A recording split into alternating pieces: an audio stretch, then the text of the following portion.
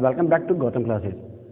आज आपके लिए लेकर आया हूँ 16th सेंचुरी में जन्मे इंग्लिश के महान विद्वान शेक्सपियर की लिखी हुई एक पोइम। देखिए, शेक्सपियर इंग्लैंड में पैदा हुए और अंग्रेजी साहित्य में इनकी जो स्थिति है, इनका जो स्थान है वो अतुल्य है, इनके बराबर कोई नहीं है। तो इनके बारे में थोड़ा सा जानकारी कर लें। इंग्लैंड में जब ये शेक्सपियर पैदा हुए, इन्होंने अपने पूरे कार्यकाल में, अपने पूरे जीवन में 154 सोनेट्स लिखे, 38 इन्होंने प्लेज लिखे और 2 लॉन्ग नरेटिव पोइम्स इन्होंने लिखी हैं। जिस प्रकार हिंदुस्तान में संस्कृत साहित्य में कालिदास का स्थान है, उसी तरह से जो इंग्लिश लिटरेचर है उसमें शेक्सपियर का बहुत बड़ा स्थान है। उनकी ये जो क्रिएशंस हैं, इन क्रिएशंस में जो 38 प्लेज हैं, इनमें इन्होंने कॉमेडीज भी लिखी हैं, ट्रेजिडी कॉमेडीज भी लिखी हैं, ट्रेजेडीज भी लिखी हैं। कई इनके प्लेज हैं जो बहुत फेमस हैं, like King Lear, Othello, Macbeth, as you like it, merchant of Venice, etcetera. इन्हीं में से एक फेमस प्ले है एज यू लाइक इट। यह एज यू लाइक इट इनका लिखा हुआ एक कॉमेडी ड्रामा था। इस ड्रामा से, और एक पार्ट हमें यहाँ दिया हुआ है चैप्टर के रूप में, और वो एक पोइम है। वो पोइम एक्चुअली क्या है? दी 7 एजेस ऑफ मैन। एक इंसान के संपूर्ण जीवन की 7 अवस्थाएं, इसके बारे में इन्होंने लिखा। एक्चुअली इसका अगर हम थोड़ा सा इतिहास देखें, ये कहाँ से लिया गया, तो हम बात कर रहे थे कि एज यू लाइक इट जो ड्रामा है उसमें से लिया गया है। अब इस as you like it drama में एक कैरेक्टर है Jacques.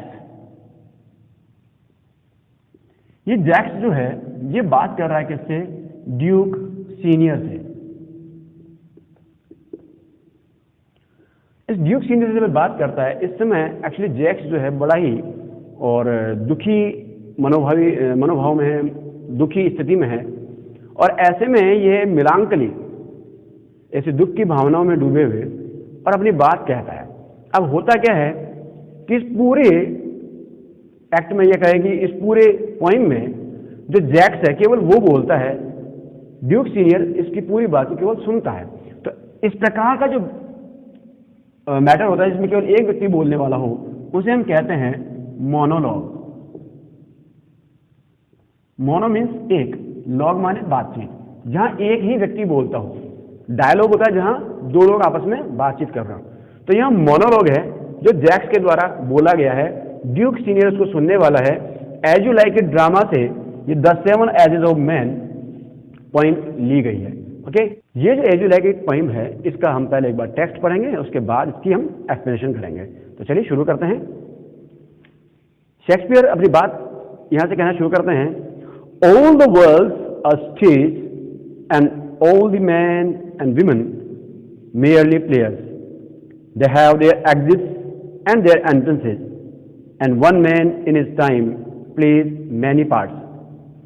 His acts being 7 ages, at first the infant mewling and puking in the nurse's arms, then the whining schoolboy with his stature and shining morning face creeping like snail unwillingly to school, and then the lover sighing like furnace with a woeful ballad mad to his mistress' eyebrow, then a soldier full of strange oaths and bearded like the pard, jealous in honor, sudden and quick in quarrel, seeking the bubble reputation even in the cannon's mouth, and then the justice in fair round belly with good cap lined, with eyes severe and beard of formal cut, full of white sauce and modern instance, and so he plays his part. The 6th is shifts, into the lean and slippered pantaloon, with spectacles on nose and pouch on side, his youthful hose well served, a world too wide for his shrunk shank, and his big manly voice turning again toward childish treble pipes and whistles in his sound. Last scene of all that ends this strange eventful history is second childishness and mere oblivion. Sense teeth, sense eyes, sense taste, sense everything. ये इसका text था। अब हम line to line और इसको explain करने की प्रयास करते हैं। तो चलिए शुरू करते हैं।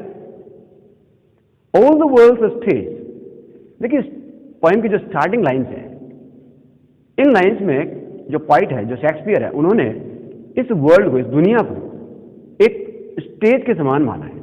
क्या कहते हैं? All the world's stage. यहां देखिए इन्होंने जो लिखा है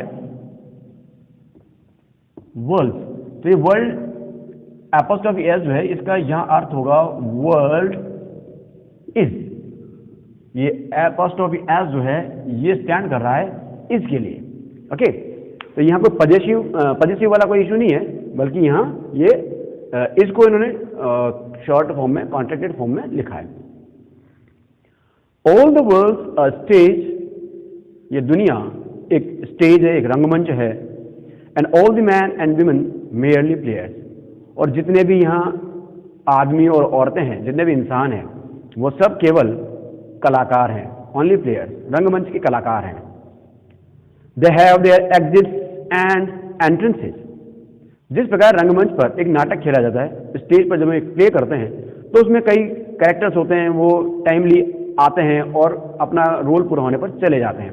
इसी तरह से इस दुनिया रूपी रंगमंच में जो इंसान, जो आदमी और औरतें, जो कलाकार हैं, उनके भी अपने एग्जिट्स एंड एंट्रेंसेस होते हैं। जन्म लेता है व्यक्ति, वो उसका एंट्रेंस होता है, और जब उसकी मृत्यु होती है तो उसका एग्जिट होता है। And one man in his time plays many parts, और एक व्यक्ति अपने जीवन में, इन हिज टाइम, ये टाइम का मतलब यहाँ उसके जीवन काल से है, तो वह अपने जीवन काल में प्लेज मैनी पार्ट्स, कई पार्ट्स, कई रोल जो है वो प्ले करता है, कई तरह के किरदार निभाता है। इसको हम दो तरह से ले सकते हैं। एक व्यक्ति जन्म लेता है तो वह शिशु होता है, फिर वो थोड़ा बड़ा होता है, बच्चा, स्कूल जाने वाला, फिर थोड़ा और बड़ा होता है, कॉलेज गोइंग स्टूडेंट या यूथ, फिर उसके बाद में कुछ काम धंधे में लगता है, फिर थोड़ा मैच्योर होता है, फिर उसका ओल्ड एज आने लगता है, और लास्टली फाइनली वो और उसको डेथ हो जाती है। तो इस तरह से एक तो तरीका ये हुआ, अलग अलग रोल्स कौन कौन से उसने प्ले किए, और एक तरीका ये भी हो सकता है कि एक व्यक्ति वो किसी का बेटा है, किसी का भाई है, किसी का पति है, किसी का पिता है, अलग अलग तरह के रोल वो प्ले करता है। His acts being 7 ages. लेकिन यहां पे जो पॉइंट कहना चाह रहे हैं वो ये है कि वो जो अलग अलग जो रोल प्ले करता है, उस पूरे प्ले को इन्होंने 7 एजेस में और डिवाइड किया हुआ है। 7 अवस्थाएं, और पॉइंट यहां में बताना चाह रहे हैं, ये हमें ध्यान रखना है, ये 7 अवस्थाएं कौन कौन सी हैं। तो देखिए ये जो स्टार्टिंग जो लाइन्स थी इन पोइम्स में, इन लाइन्स में, और पोइट ने हमें काम क्या क्या किया, ये जो वर्ल्ड है, इस दुनिया को तो इन्होंने बना दिया स्टेज, जो लाइफ है इस लाइफ को बना दिया एक प्ले, और मैन एंड विमेन जो हैं इन्हें बना दिया है प्लेयर्स। ये बात हमें याद रखनी पड़ेगी। ओके, फर्स्ट स्टेज, सबसे पहले बात करते हैं एक इन्फेंट की। इन्फेंट होता है शिशु, एक दूध मुहा बच्चा जो अपनी माँ का दूध पीता है, गोद में रहता है, इस तरह का बच्चा।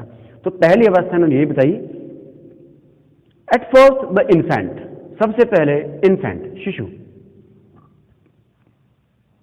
म्यूलिंग एंड प्यूकिंग, म्यूल का मतलब होता है रोना, तो रोते हुए, प्यूकिंग वोमिटिंग, उल्टियां करते हुए। तो एक बच्चा जो म्यूलिंग एंड प्यूकिंग, जो रोता रहता है, उल्टियां करता रहता है, in the nurse arms, nurse के हाथों में। नर्स कौन है? देखिए, चूंकि हमारे जो पॉइंट है वो वेस्टर्न और कल्चर से बिलोंग करते हैं, तो इन्होंने वहाँ पे जो चीज़ होती थी उसके हिसाब से लिख दिया। वहाँ पे जनरली बच्चों को नर्स पाला करती हैं। हमारा जो कल्चर है, हमारे यहाँ माँ, दादी, नानी या घर की जो बड़ी बुजुर्ग महिलाएं होती हैं वो बच्चे को पालती हैं। तो नर्स से मतलब यहाँ हम किसी एक हॉस्पिटल वाली नर्स की बात नहीं कर रहे हैं। यहाँ हम नर्स से हम मतलब ये लेना चाहेंगे कि जो बच्चे का लालन पालन करे, जो बच्चे की देखभाल करे, वो नर्स है, जो धाय है। तो ये कहते हैं, at first the infant mewling and puking in the nurse arms. सबसे पहली अवस्था इन्फेंट है, जहां व्यक्ति अपनी नर्स के यानी अपनी धाय के, जो उसको पालने वाली है, उसके हाथों में रोता रहता है और उल्टियां करता रहता है। उसको कुछ समझ नहीं होती, वह पूरी तरह से अपने हर काम के लिए दूसरों पर निर्भर होता है, वह स्वयं कोई काम नहीं कर सकता। ये इसकी पहली अवस्था हुई। देन अब बात करते हैं सेकंड उन्होंने बात की स्कूल बॉय, एक स्कूल जाने वाला लड़का। अब लड़का से मतलब केवल लड़के की बात नहीं, लड़की भी हो सकती है, मैन एंड वीमेन दोनों की बात कर रहे हैं वो। तो स्कूल बॉय, एक स्कूल जाने वाला लड़का, क्या कहते हैं ये? Then the whining school boy. अब स्कूल बॉय तो है, लेकिन उसके साथ में एक एडजेक्टिव उन्होंने लगा दिया, वाइनिंग का मतलब होता है हमेशा रोने वाला, शिकायत करने वाला, चिढ़ने वाला, परेशान, दुखी। तो ये कह रहे हैं then the whining school boy, तब आता है एक रोता हुआ school boy with his satchel. Satchel कहता है छोटे थैले को, छोटा बैग जो अपने साथ में बच्चा रखता है, उसकी बुक्स और नोटबुक्स वगैरह जो होती हैं। तो इसके बाद में एंड शाइनिंग मॉर्निंग फेस, अपना सुबह के समान चमकता हुआ चेहरा, शाइनिंग मॉर्निंग फेस, सुबह के समान, जिस प्रकार सूर्य जब सुबह उदित होता है तो जो चमकता है, उस प्रकार की चमक अपने चेहरे पर लिए हुए, कीपिंग लाइक स्नैल, घोंघे के समान क्रीप करता है। क्रीप का मतलब होता है बहुत धीरे चलना, रेंगना, तो वो रेंगता हुआ जाता है लाइक स्नैल, स्नैल की तरह। स्नैल एक छोटा सा जीव होता है जो बहुत स्लो चलता है, अपने स्लो पेस के लिए फेमस होता है। तो ये जो स्नैल है उसकी तरह से वो चलता है। अनविलिंगली टू स्कूल, स्कूल के लिए जाता तो है लेकिन अनविलिंगली, अनिच्छा से, बिना मन के, बेमन से। तो ये कह रहे हैं कि सेकंड स्टेज पर स्कूल बॉय है, वो स्कूल बॉय कैसा है? वाइनिंग है, रोता रहता है। Morning face, morning shining face है उसका, और वो क्रीप कर रहा है, क्रीपिंग लाइक स्नैल, अनविलिंगली वह स्कूल को जा रहा है। ये चार चीजें इन्होंने यहां बताई हमें। यहां पे जो मॉर्निंग शाइनिंग फेस जो इन्होंने बताया, इसको भी हम थोड़ा समझ लें। लेकिन इसमें एक अर्थ ये भी हो सकता है कि जिस प्रकार अभी मैं बताया आपको, जिस प्रकार सुबह का सूर्य चमकता है उस प्रकार से उसका चेहरा दमक रहा है, अभी नहा धोकर के वो स्कूल जा रहा है। एक इसका अर्थ ये भी हो सकता है कि जिस प्रकार दिन की शुरुआत सुबह से होती है और शुरुआत में सूर्य बड़ा अच्छे से चमकता है, बड़ा अच्छा लगता है, चमकता हुआ सूर्य होता है, उसी प्रकार ये जो बचपन का जो समय है, ये भी उस व्यक्ति के और जीवन की शुरुआत है। यहां से उसका जीवन अभी ढंग से शुरू होने वाला है, ये भी इसका अर्थ हो सकता है। तो यहाँ पे दो स्टेज हमारे पास हो चुकी, इन्फेंट और स्कूल बॉय। थर्ड स्टेज की हम बात करें, थर्ड स्टेज के लिए शेक्सपियर बताते हैं लवर। देन द लवर, अब कौन आता है? प्रेमी। Saying like furnace, saying, Sai का मतलब होता है आह भरना, वेदना में, दुखों में पड़े रहना और आह भरते रहना। तो साइंग लाइक फर्नेस, वह भट्टी के समान आहें भरता है। जिस प्रकार भट्टी जो होती है वो गर्म होती है और उसमें गर्म भाप निकलती है, धोखनी जब चलती है, तो उस प्रकार से वो प्रेमी भी आहें भरता है विरह वेदना में। और विद अ वॉफुल बैलड, और क्या करता है वो?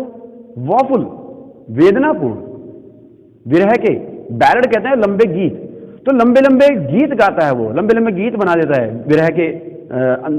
विरह के दर्द के मारे। और किसके लिए बनाता है? Made to his mistress eyebrow, अपनी प्रेमिका की आईब्रो के लिए। अब यहां पे इस आईब्रो से दो अर्थ हम ले सकते हैं। एक तो इसका अर्थ हो सकता है मिस्ट्रेस आईब्रो माने अपनी प्रेमी, मिस्ट्रेस माना अपनी प्रेमिका, तो अपनी प्रेमिका की सुंदरता के लिए, हम ये भी ले सकते हैं कि अपनी प्रेमिका की सुंदरता के लिए, उसकी गुणगान के लिए वो बड़े बड़े गीत बना देता है। एक इसका हम ये भी ले सकते हैं कि आईब्रो जो चेहरे की एक छोटी सी चीज होती है, आईब्रो ये भौहें जो होती है, तो हम इसका ये भी ले सकते हैं कि जिस प्रकार चेहरे पे एक छोटी सी चीज है भौं, उस भौं के लिए, आईब्रो के लिए भी वो लंबे लंबे गीत बना देता है। तो यानी वो अपनी प्रेमिका से इतना ज्यादा प्रेम करता है, उसके प्रति इतना आसक्त है कि वो उसकी छोटी से छोटी चीज की भी और बहुत ज्यादा गुणगान करता है, बहुत ज्यादा बड़ाई करता है। तो यहां पे इन्होंने कहा है and then the lover saying like furnace, तब लवर आता है जो कि फर्नेस की तरह, भट्टी की तरह से और आहें भरता है, with a woeful ballad made to his mistress eyebrow, जो अपनी प्रेमिका के सौंदर्य के प्रति या उसकी सुंदरता के गुणगान के लिए लंबे लंबे गीत, बैलड जैसे गीत भी लिख देता है। ये 3 स्टेजेस होती हैं। नेक्स्ट फोर्थ पे हम पहुंचते हैं। फोर्थ स्टेज है सोल्जर। अब देखिए, सोल्जर का मतलब ये नहीं है कि हर व्यक्ति को सैनिक बन जाएगा। सोल्जर से मतलब है उस अवस्था में जब व्यक्ति के गुण इस तरह के होते हैं। ये देखिए, ये वो एज है जहां 20-22 साल के आसपास का जो व्यक्ति होता है तो वो हर चीज के लिए उतावला होता है, तो ऐसी स्थिति में बड़ा क्विक होता है, तो उसके लिए इन्होंने बताया है, क्या कहते हैं ये, देन अ सोल्जर, तब एक सैनिक आता है, फुल ऑफ स्ट्रेंज ऑथ्स, जो भरा होता है, फुल ऑफ भरा होता है, स्ट्रेंज ऑथ्स। अब देखिए, ऑथ्स जो होता है ना, इस ऑथ का अर्थ हम देखें जरा, इसके 2 अर्थ हैं। ओथ माने कसम भी होता है, शपथ, और ओथ का एक मतलब गाली भी होता है। तुम दोनों अर्थों में ले सकते हैं।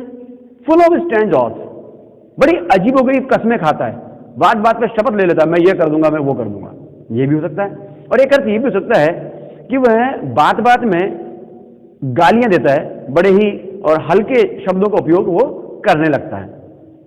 फिर आगे क्या कहते हैं, एंड बेयर्डेड लाइक द पार्ड, बेयर्ड कहते हैं दाढ़ी को, तो बेयर्डेड, उसकी दाढ़ी बड़ी होती है, लाइक पार्ड। ये जो पार्ड जो इसमें वर्ड यूज किया हुआ है, ये पार्ड का यहां मतलब इन्होंने लेपर्ड से लिया है। लेपर्ड एक कैट फैमिली का जानवर होता है, बिल्ली जैसा, लेकिन बड़ा होता है, तेंदुआ उसको हम कहते हैं हिंदी में। तो ये जो पार्ड जो वर्ड इन्होंने यूज किया वो लेपर्ड के लिए यूज किया। जिस प्रकार लेपर्ड की दाढ़ी होती है, बड़ी तीखी सी, लंबी सी, इस तरह से लंबे छितराए हुए बाल होते हैं, उसी तरह से ये जो सोल्जर वाला जो पार्ट जो ने बताया, सोल्जर वाला जो स्टेज बताया, इस समय में व्यक्ति की दाढ़ी भी इस तरह की होती है, बेतरतीब, छितराई हुई, अजीबोगरीब, नुकीली सी दाढ़ी, इस प्रकार से। फिर आगे कहते हैं जेलस इन ऑनर, सम्मान के मामले में बड़ा ही जेलस होता है, बड़ा ही ईर्ष्यालु होता है। अगर उसके सामने किसी दूसरे की आप बड़ाई कर दें, उसकी प्रशंसा कर दें, तो उस व्यक्ति को बुरा लग जाएगा, मेरी प्रशंसा क्यों नहीं की, इस प्रकार से उसकी स्थिति होती है। Jealous in honour, sudden and quick in quarrel, झगड़ा करने के लिए बहुत उतावला, बात बात में झगड़ा करने को तैयार रहता है। सडन एंड क्विक, उतावला होता है, अचानक से कभी भी झपट सकता है, जिस प्रकार से तेंदुआ एकदम से झपटता है, उसी प्रकार से ये जो सोल्जर वाली एज में जो व्यक्ति है, यह भी अपने सामने वाले से झगड़ा करने के लिए तुरंत तैयार हो जाता है। फिर आगे कहते हैं seeking the bubble reputation. Bubble reputation, देखिए रेपुटेशन का मतलब होता है इज्जत, सम्मान। बबल रेपुटेशन, बबल का मतलब क्या है, बबल होता है बुलबुला। तो जिस प्रकार बुलबुले का कोई अस्तित्व नहीं होता, तुरंत वो कभी भी और टूट सकता है, बहुत ही नाजुक होता है, ऐसी ही जो इज्जत या जो सम्मान है उसको पाने के लिए ये बड़ा लालायित होता है। सीकिंग द बबल रेपुटेशन, वह ऐसी जो भंगुर, जो क्षण भर की जो रेपुटेशन है, जो इज्जत है, जो सम्मान है, उसकी खोज करता है। Even in the cannons mouth, even यहां तक कि कैनन कहते हैं तोप को, माउथ माने मुंह, तो तोप के मुंह में भी। कहने का मतलब इसका यह है कि वह इस कार्य के लिए, अपने सम्मान के लिए बड़े से बड़ा जोखिम उठाने को तैयार रहता है। वह किसी भी प्रकार की बड़ी से बड़ी समस्या, बड़ी से बड़े खतरे का सामना करने को तैयार हो जाता है, सम्मान के लिए, अपनी इज्जत के लिए, अपनी बात के लिए। ये इन्होंने यहां बताया। ये इस प्रकार से चौथी स्टेज इन्होंने यहां बताई। इसके बाद फिफ्थ स्टेज पे आता है जस्टिस। जस्टिस का मतलब होता है न्यायाधीश, जो जजेस जो होते हैं वो। And then the justice in fair round belly with good cap on line. Fair round belly, जिसका एक स्पष्ट दिखाई देने वाला गोल पेट है, यानी जिसकी तोंद बाहर आ गई है, जिसका पेट बाहर आ गया है। राउंड बेली, बेली बोलते हैं पेट को, तो जिसकी जो पेट है वो गोल हो गया है, बाहर आ गया है। और क्यों आ गया है? With good capon line. Capon कहते हैं, कैपन जो है ये कहते हैं हम नर चूजों को, नर मुर्गों को, जो बड़े हष्टपुष्ट मोटे ताजे जो मुर्गे होते हैं उन्हें कहा जाता है कैपन। तो ये कह रहे हैं कि वो जज जिसके पेट में ऐसे अच्छे और कैपॉन्स की लाइन लगी पड़ी है, उसका पेट बाहर आ गया। इसका मतलब क्या है? असल में पॉइंट इस पॉइंट में या इस लाइन में हमें उनके समय पे जो जजेस में जो भ्रष्टाचार फैला हुआ था, जो करप्शन था, उसके बारे में और ध्यान दिलवा रहे हैं। एक्चुअली उस टाइम पे ट्रेंड था कि जो जजेस होते थे उन्हें अपने फेवर में लाने के लिए लोग उन्हें और ब्राइब दिया करते थे, उन्हें रिश्वत दिया करते थे। और ये रिश्वत उन्हें दी जाती थी चिकन्स के रूप में, ये जो कैपॉन थे इनके रूप में। तो जब वो इस प्रकार का अच्छा खाना और अच्छा ऐशो आराम उनको मिलता था तो ऑब्वियस है कि भी पेट बाहर आना ही था। तो इस चीज़ को इन्होंने यहाँ इस लाइन में एक सटायर के रूप में, एक व्यंग्य के रूप में यहाँ पे व्यक्त किया है। तो देखिए क्या कहते हैं ये, and then the justice in fair round belly with good cap on line. एक जस्टिस, न्यायाधीश जिसका पेट बाहर आ गया है। क्यों आ गया? क्योंकि उसने अच्छे अच्छे मुर्गे खाए हुए हैं, यानी वो रिश्वत लेता है। विद आई सिवियर, उसकी आंखें, अब आंखों से मतलब ये केवल आंखों से नहीं है, उसका मतलब है नजर, उसकी दृष्टि। सिवियर, कठोर है, कड़क है। And Baird of formal cut, और उसकी दाढ़ी जो है वो कैसी है? फॉर्मल कट, यानी औपचारिक रूप से उसकी दाढ़ी कटी हुई है। यानी अब वो अपने पद के अनुसार, अपने पद की गरिमा के अनुसार और अपनी दाढ़ी वगैरह छटवाता है, उसके अकॉर्डिंग अपने आप को मेंटेन करता है, अपना ड्रेसअप, अपना लिविंग सेंस, वो सब उस तरह से मेंटेन करता है। आगे कहते हैं फुल ऑफ वाइज सॉज, अच्छे बुद्धिमानी पूर्ण, समझदारी पूर्ण, सॉज, सॉज मान दृष्टांत, उदाहरण, इनसे भरा होता है। यानी अपनी बातों में वो नए नए उदाहरण हमें देता है, बुद्धिमानी से भरे हुए और बातें बताता है। एंड मॉडर्न इंस्टेंस, और आधुनिक इंस्टेंस, उदाहरण भी उसके पास में है। तो यानी कहने का मतलब है कि जब वो अपनी बातें कहता है तो उन बातों में अपने अनुभवों के आधार पर पुरानी बातें, पुरानी कहावतें वो भी सुनाता है, और जो उसने नए अनुभव जो प्राप्त किए वो भी उसमें जोड़ देता है। इसका मतलब क्या है? इसका मतलब ये है कि व्यक्ति, जस्टिस का मतलब वो जस्टिस केवल न्याय करने वाला नहीं, कहने का मतलब है कि जब व्यक्ति इस उम्र में आता है तो चूंकि वो एक लाइफ उसकी सेटल हो चुकी होती है, काम धंधा रोजगार उसका सेटल हो चुका होता है, अपनी लाइफ वो आगे इजी गोइंग उसकी लाइफ हो जाती है, तो इन ऐशो आराम के कारण से अच्छा खाना पीना मिल रहा है तो उसका पेट भरने लगता है। कोई अगर वो कहीं कोई जॉब कर रहा है या किसी प्रकार की अगर अधिकारी वाली पोजीशन पे है तो वो ब्राइब लेना शुरू कर देता है, रिश्वत लेना शुरू कर देता है, भ्रष्टाचारी हो जाता है। और जब वो अपनी बातें कहता है तो उन बातों में विभिन्न प्रकार के उदाहरण भी वो दे देता है। उसकी नज़र ऐसी होती है जैसे बड़ा कठोर हो, दिखावा वो इस तरह से करता है कि बड़ा कठोर है, लेकिन वास्तव में वो कहीं ना कहीं ब्राइब ले रहा है, वो रिश्वतखोर है। साथ ही साथ उसका जो ड्रेसिंग सेंस है, ड्रेसअप है, उसका जो हेयर कट एंड बेयर्ड वगैरह जो वो एकदम फॉर्मल हो जाता है। And so he plays his part, और इस प्रकार से वह अपना ये रोल प्ले करता है, अपना ये भाग वह निभाता है। इसके बाद में आता है छठा, द सिक्स्थ इज पैंटालून। देखिए पैंटालून क्या है तो पढ़ते हैं इसको। Then sixth age shifts into the lean and slippered pantaloon.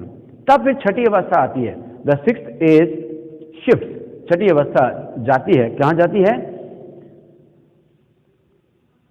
Into the lean and slippered pantaloon. Lean पतला दुबला सा, स्लीपर्ड चप्पल पहने हुए, पैंटालून।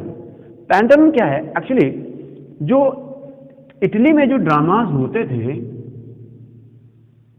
उन ड्रामाज में एक कैरेक्टर हुआ करता था जो एक्चुअली क्या करता था, वो एक कॉमेडियन हुआ करता था। इस कॉमेडियन कैरेक्टर को ही पैंटालून कहा जाता था। ये पैंटालून इसी प्रकार का होता था जिस प्रकार का मैं आगे बताने वाले हैं। तो ये पैंटालून चूंकि मस्खरा था, कॉमेडियन का काम करता था, इटली के ड्रामाज में होता था, यहां से इन्होंने टर्म ली हुई है। देखते क्या कहते हैं ये, lean and slippered pantaloon with spectacles on nose, जिसकी नाक पर चश्मा होता है, यानी जो चश्मा पहनता है, एंड पाउच ऑन साइड, और इसके बगलों में पाउच होते हैं। अब पाउच आप जानते हैं, छोटी थैली। अब इस छोटी थैली का मतलब क्या है? देखिए, एक तो चीज ये भी हो सकती है कि जो हम देखते हैं बड़े बुजुर्ग जो होते हैं वो अपने साथ में अपना सामान रखने के लिए छोटा थैला टाइप, जो बैग टाइप, वो अपना रखते हैं। एक अर्थ ये भी हो सकता है, लेकिन इसका दूसरा अर्थ और भी हो सकता है।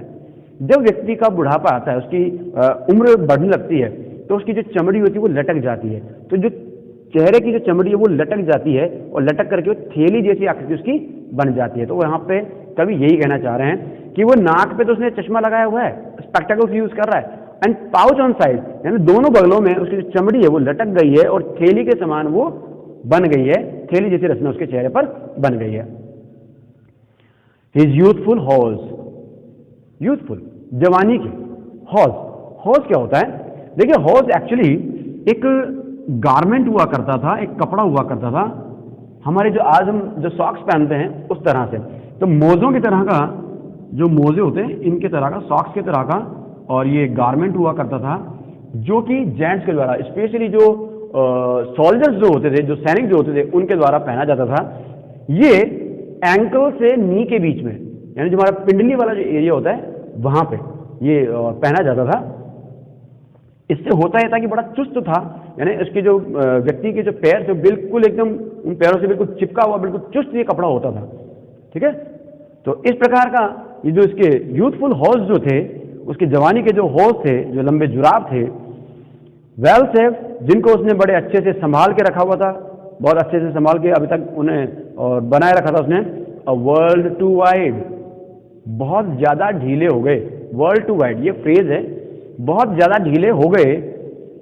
For a shrunk, shank, shrunk का मतलब होता है सिकड़ा हुआ, SHRUNK, श्रंक, श्रंक का मतलब सिकुड़ा हुआ, और शैंक, SHANK, शैंक का मतलब होता है पिंडली, जो घुटने और टखने के बीच का जो स्थान होता है पैर का, वो। तो ये कह रहे हैं कि उसकी जो, अब बुढ़ापे में जब व्यक्ति आता है तो उसके पैरों की या उसके शरीर की जो स्थिति है वो ढीली हो जाती है। तो ये कह रहा है कि जवानी में जब उसके पैर बड़े हष्टपुष्ट थे, तब ये जो हॉर्स थे वो बड़े टाइट हुआ करते थे, एकदम फिट थे उसको। अब बुढ़ापे में उसकी जो शैंक है ये क्या कर गई है? श्रंक हो गई है, सिकुड़ गई है, ढीली पड़ गई है। तो ऐसी स्थिति में ये जो हॉर्स हैं ये क्या हो गए? अब वर्ल्ड टू वाइड, बहुत बड़े हो गए, यानी बहुत ढीले उसको हो चुके हैं। ये अब उसके पैरों में फिट नहीं आ रहे, चुस्त नहीं है, ये अब उसके पैरों के लिए ढीले हो चुके हैं। And his big manly voice, और उसकी बड़ी भारी पुरुषोचित आवाज, मैनली वॉइस जो पुरुषों के लिए उचित है, जिस प्रकार की भारी जो उसकी आवाज थी, बड़ी दहाड़ मार की जो आवाज जो उसकी होती थी, वह आवाज टर्निंग अगेन, फिर से और बदल रही है, turning again towards childish treble pipes, बच्चों के जैसी सीटीदार आवाज जैसी उसकी आवाज हो गई है। कहने का मतलब, जिस प्रकार से छोटे बच्चे जब बोलते हैं तो उनकी आवाज बहुत बारीक होती है, सीटियां जैसी उनकी आवाज में बजती हैं, उसी प्रकार की आवाज अब इस व्यक्ति की हो गई है। जिस व्यक्ति की जवानी में बहुत भारी और दबंग आवाज हुआ करती थी, उसी व्यक्ति की आवाज अब कैसी हो गई है? चाइल्डिश, बच्चों जैसी उसकी आवाज अब हो गई है। ये यहां पे कवि कहना चाह रहे हैं। Childish treble pipes, treble pipes माने बिल्कुल बारीक, बहुत तीखी उसकी आवाज होती जा रही है। And whistles in its sound, और उसकी आवाजों में, उसकी आवाज में सीटियां बजने लगती हैं। हम जानते हैं जब बुढ़ापा आता है तो दांत गिर जाते हैं, और जब दांत गिर जाते हैं तो एयर पैसेज को प्रॉपर ब्लॉक नहीं कर पाते, और ऐसे में कई बार बोलते समय और मुंह से सीटी जैसी आवाज, विस्लिंग साउंड जो है आने लग जाती है। तो उसी के लिए इन्होंने यहां पे बताया। ध्यान कीजिए, पोइट ने सोल्जर, जस्टिस एंड पैंटालून, इन तीन स्टेजेस को बहुत डिटेल में बताया, बहुत ही और बारीकी से इनके बारे में इन्होंने बताया। आप भी जब इसके नोट्स बनाएं तो इन चीजों का ध्यान कीजिएगा। हालांकि सभी स्टेज के आपको नोट्स प्रॉपरली और बनाने हैं, लेकिन इन तीन स्टेजेस को ध्यान रखिएगा, इनमें बहुत सी चीजें इन्होंने दी है। तो एक बार हम इसको फिर से देखते हैं पैंटालून को। The sixth age shift into the lean and slippered pantaloon. छठी अवस्था में व्यक्ति एक पतले दुबले चप्पल पहने हुए पैंटालून जैसा हो जाता है, with spectacles on nose and pouch on side, जिसके नाक पे चश्मा है और बगलों में चमड़ी की जो थैलियां हैं, यानी चमड़ी जो लटक गई है थैलियों के समान, ऐसी उसकी स्थिति हो जाती है। His youthful hose well served a world too wide. उसकी जवानी के वो जुराब जो उसने संभाल करके रखे थे वो अब उसके बहुत ज्यादा ढीले हो जाते हैं। For his trunk sang, उसकी सिकुड़ी हुई और पिंडलियों के लिए, and his big manly voice, और उसकी भारी पुरुषोचित जो आवाज थी, turning again toward childish treble pipes and whistles in his sound. वो उसकी जो भारी आवाज थी वो बच्चों जैसी आवाज हो जाती है और उसकी आवाज में अब सीटियां भी बजने लगती हैं। यहां तक इन्होंने छठी स्टेज की बात की। अब आता है सेवंथ स्टेज और वो है ओल्ड स्टेज, बुढ़ापा। देखिए क्या कहते हैं ये, लास्ट सीन ऑफ ऑल, सबसे अंतिम दृश्य, यानी जीवन का जो नाटक था उस नाटक के जो 7 जो इन्होंने एक्ट्स बताए थे उनमें 6 एक्ट्स पूरे हो गए। अब लास्ट एक्ट आ गया, लास्ट स्टेज आ गई है, लास्ट सीन ऑफ ऑल, अंतिम दृश्य आता है, that ends this strange eventful history, जो इस विचित्र इवेंटफुल घटनाओं से भरी हिस्ट्री, इतिहास को एंड करता है, समाप्त करता है। तो अब वो आखिरी सीन आता है जो इस लंबी जर्नी को, इस लंबी यात्रा को एक अंत तक पहुंचाता है। Is second childishness and मियर oblivion, और ये जो क्या है ये चीज, इसके लिए बता रहे हैं, इज सेकंड चाइल्डिशनेस, ये दूसरा बचपन है।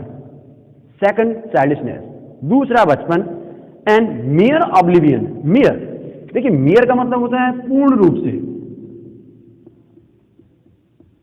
ऑब्लिवियन, ऑब्लिवियन होता है विस्मृति, भूल जाना। हम जानते हैं जब बुढ़ापा आता है तो चीजें भूलना शुरू हो जाता है, लोगों की स्मृति जो है, याददाश्त जो वो कमजोर हो जाती है। तो यहां पे उन्होंने ये कहा कि मियर ऑब्लिवियन, पूर्ण रूप से विस्मृति की अवस्था व्यक्ति की बनने लगती है। Sans teeth, sans eyes, sans taste, sans everything, और इस अवस्था में क्या होता है, व्यक्ति सब कुछ खो देता है। सेंस, सेंस का मतलब होता है रहित, बिना या खो देना।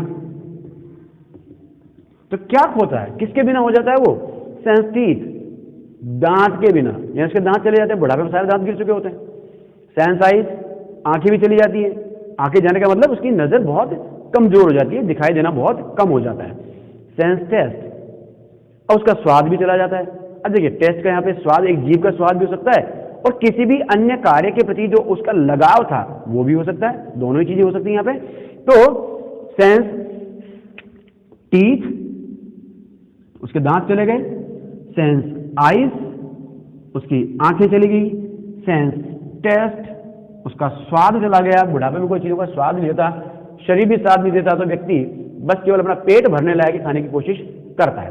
और लास्ट में क्या कहा, सेंस एवरीथिंग, हर एक चीज वह अपने जीवन में बचपन से लेकर के और अब से पहले तक उसे जो कुछ भी पाया था, जिस चीज को पाने के लिए उसने सारे जीवन प्रयास किया था, वो सब चीज आखिरकार उसकी यही रह जाती है। और फाइनली जब डेथ होती है तो वो इन सबको यहीं छोड़ करके और चला जाता है। इस तरह से जाकर के एक जो लाइफ का जो ड्रामा था, जो 7 स्टेजेस में और बांटा हुआ था, 7 जिसके सीन्स और हमें बताए गए थे, ये लाइफ ड्रामा एक इन्फेंट से लेकर के और ओल्ड एज तक आते आते समाप्त हो जाता है। ये बात शेक्सपियर ने हमें बताई है, बहुत ही अच्छी पोइम और शेक्सपियर ने लिखी है।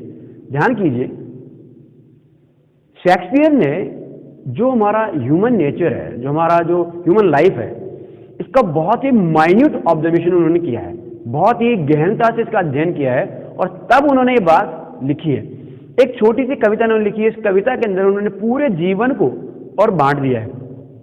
आप देखिए, बचपन जब बच्चा पैदा होता है वहां से लेकर के और बुढ़ापा आता है वहां तक, ये सब चीजें इन्होंने बताई हैं। वास्तव में हमारा जो जीवन है इसी प्रकार से और आगे बढ़ता रहता है, और इसी प्रकार की घटनाएं हमारे जीवन में घटित होती है। जो जिस अवस्था से बिलोंग कर रहा है वो अपने आप समझ सकता है कि आपकी स्थिति में, आपके जीवन में इस समय क्या चल रहा है और आप कौन सी इन स्टेजेस में से किस स्टेज में आ रहे हैं। ध्यान करें, अभी ये जो टेक्स्ट था ये हमने कंप्लीट कर लिया है। अब इससे रिलेटेड कुछ और बातें हम करते हैं। पहली बात, अगर एग्जाम के पॉइंट ऑफ व्यू से हम बात करें, आपको ये सातों जो स्टेजेस जो हैं, ये 7 स्टेजेस आपको लर्न होनी चाहिए ऑर्डरली, इसी क्रम में आपको याद रखनी है। वो किसी भी और स्टेज के बारे में आपसे पूछ सकता है, सब पहला स्टेज कौन सा है, थर्ड स्टेज कौन सा है, फोर्थ कौन सा है, लास्ट स्टेज कौन सा है, कोई सा भी आपसे पूछ सकता है।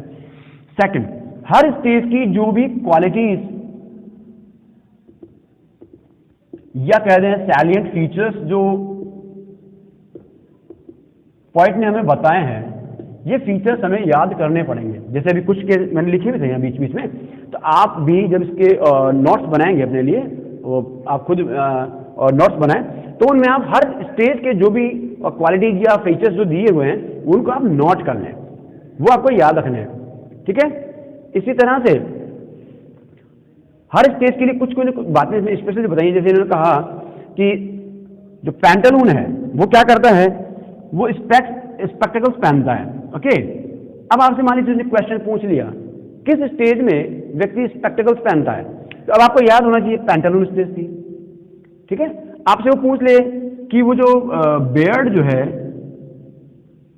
पार्ट जैसी जो बेयर्ड थी वो कौन सी स्टेज में थी, तो हमें पता होना चाहिए वो सोल्जर स्टेज थी। फॉर्मल कट बेयर्ड जो है वो जस्टिस के लिए थी, ठीक है ना। जो विस्लिंग साउंड जो है वो कब आ जाती है, तो वो हमारी ओल्ड स्टेज में थी, है ना। तो ये चीजें हमें याद रखनी है। इसी तरह से एक इन्होंने टर्म यूज की है सेकंड चाइल्डिशनेस।